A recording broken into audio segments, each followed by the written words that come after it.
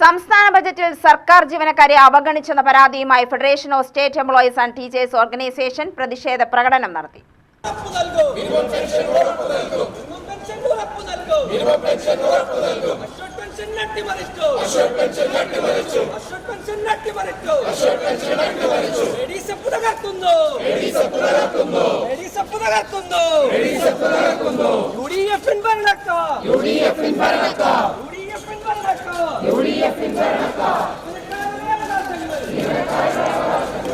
സർക്കാർ ജീവനക്കാർക്കും അധ്യാപകർക്കും ആനുകൂല്യങ്ങൾ പ്രഖ്യാപിക്കാതെ സർക്കാർ അവഗണിച്ചെന്ന് സമരക്കാർ ആരോപിച്ചു.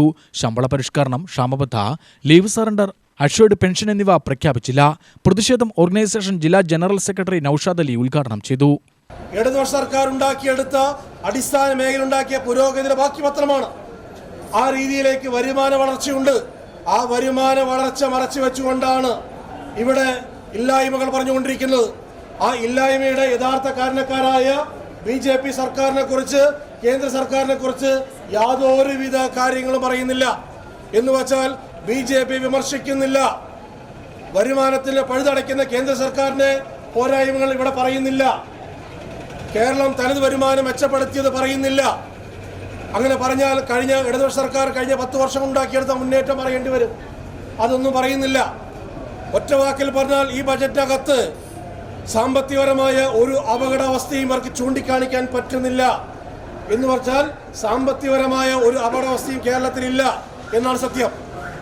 എന്നാൽ അങ്ങനെ ഒരു സാമ്പത്തികം ഉള്ള സമയത്ത് ബജറ്റിനകത്ത് അതിൻ്റെ ഉള്ളടക്കത്തിലേക്ക് പോകുമ്പോൾ, ബജറ്റ് അവതരിപ്പിക്കുമ്പോൾ ഇവിടെ ഇടയ്ക്കിടയ്ക്ക് പറയുന്ന നെഹ്റുവിൻ്റെ മൂല്യങ്ങളാണ് പറയുന്നത്. നെഹ്റുവിൻ്റെ മൂല്യങ്ങൾക്ക് എന്നും രാജ്യത്ത് ചില വിലകളുണ്ട്.